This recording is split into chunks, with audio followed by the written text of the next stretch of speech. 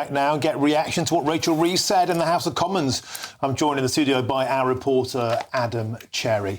Adam, so a bold statement, a lengthy statement. Rachel Reeves started off by pointing out the size of the black hole increased from 20 billion this morning to 22 billion, and a phrase she kept repeating: if we cannot afford it, we cannot do it. Adam, what leapt out to you in her rather scything cuts? Well, first of all, this is clearly a Chancellor who knows she has an enormous mandate and can do this early in the Premiership, because it's only 3 weeks since the election. So if you're going to grasp the nettle, now's the time to do it. And, I mean, blimey, there's a lot here, isn't there, as you said. So 22 billion, that's worse than was briefed out. We expected 19 to 20.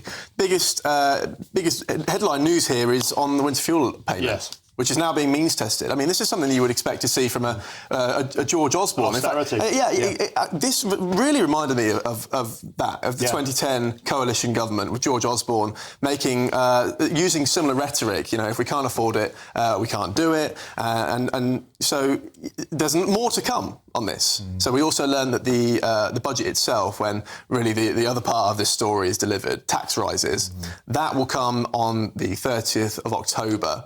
And she didn't shy away from saying, look, this is going to be a painful statement. So we did expect that, but nonetheless, I think seeing it in the Commons and seeing the energy in the room and how furious Jeremy Hunt was to see his and the former Prime Minister Rishi Sunak's legacy, if you want to call it that, torn up in front of them so aggressively was really quite something. Yeah, and she went into some detail. £5.5 billion of costs to be cut this year.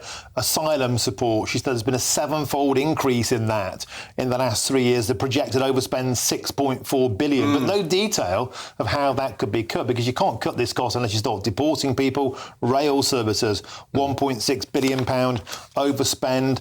She then went on to say £1.7 billion is what they've been haggling on the independent pay body review. But she then went on to say that she would accept the recommendations of those pay reviews. And Jeremy Hunt was quick to hit back. It's like, well, you're talking about a financial black hole, but how much of that is the money you've just given to the public sector, is projected to be £9 billion. I thought it was really interesting, Jeremy Hunt's response you bring up there. So the line I think you'll hear from the opposition repeatedly is £24 billion spent since the election, which is roughly £1 billion a day up to this point. That's on things like GB Energy, roughly £8 billion, the public sector pay rises and other things as well. So, already they're opening up the wallet and using the credit card quite readily. And again, where does that money come from? We're going to find out in a few months' time. It was absolutely astonishing, the energy in that room.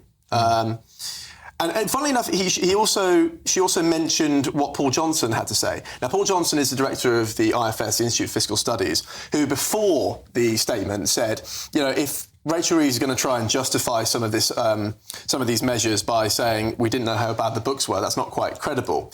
She knew that was going to be mentioned, and that she had a counter-attack ready, and saying he has just tweeted in the last few moments during that speech regarding the overspend on the asylum seeker. Just dropped my pen. On the asylum seeker process, saying 6.4 billion. That does seem to be not covered in the current figures.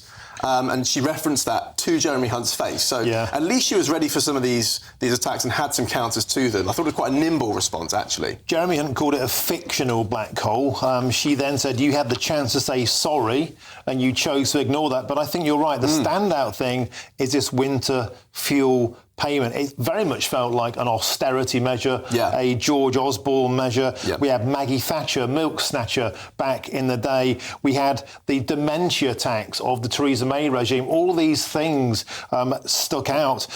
£2.5 billion a year is what the winter fuel payment costs. Now it's going to be means tested. Now, is there some common sense in that? Wealthier pensioners don't get it.